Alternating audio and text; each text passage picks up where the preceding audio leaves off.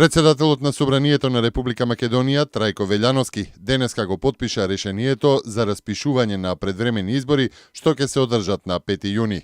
Врз основа на моите уставни и законски надлежности, согласно одлуката за распуштање на Собранието, денеска го потпишав решението за распишување предвремени избори за пратеници во Собранието на Република Македонија, кои ќе се одржат на 5 јуни 2016 година.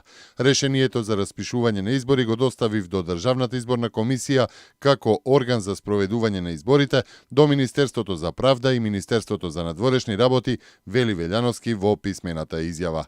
Тој воедно изразува уверување дека изборите ќе се одржат во мирна и демократска атмосфера.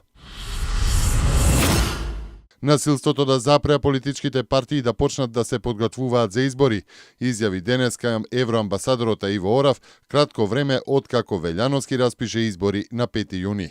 А Европската унија го изрази својот став за предвремените парламентарни избори во Македонија, што денеска и официјално се закажани за 5 јуни, порачувајќи дека е потребно исполнување на 3 услови за да се обезбедат, како што порачуваат, веродостојни избори, пренесува МИА од Брисел.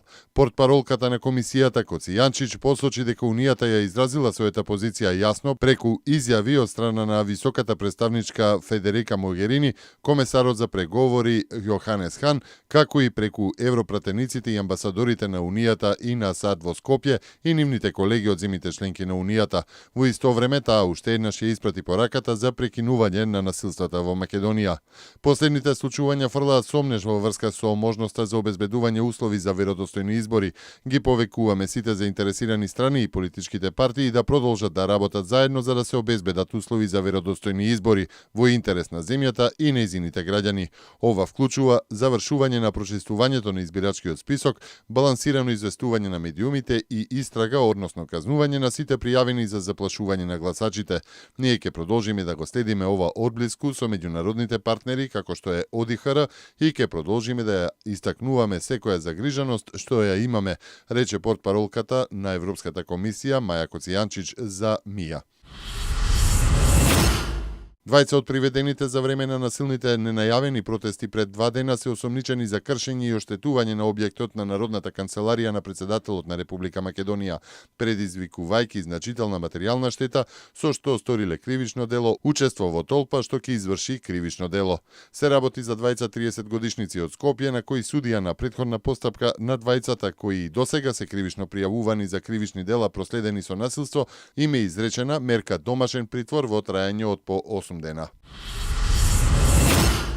Во текот на неформалната предизборна кампања во Австралија, премиерот Турнбул се сретнал со представници на македонската заедница, при што рекол дека ќе го разгледа нивното барање за признавање на Република Македонија под уставното име. Средбата во градот Перт била организирана со помош на пратеникот Лук Симпкинс, долгогодишен поддржувач на македонската заедница во Австралија. Ги примам вашите забелешки околу прашањето. Ова е прашање по кое има поделени мислења, но нашите односи со Македонија се одлични и македонската заедница игра многу значајна улога во Австралија, изјави премиерот на Австралија, при тоа додавајќи дека ваквите видови историски спорови и прашања се и една од причините поради кои многу луѓе решиле да дојдат во Австралија. Најмалку 30.000 луѓе во последните 48 часа го напуштиле подрачјето на северниот дел на Сирија поради судирите на джихадистите и бунтовниците, објави денеска Human Rights Watch, повикувајќи ја Турција да ја отвори границата за тие луѓе. Оттаму ги обвинуваат припадниците на турската погранична стража дека пукале на некои од раселените лица во провинцијата Алепо, кои тука побегнале поради судирите.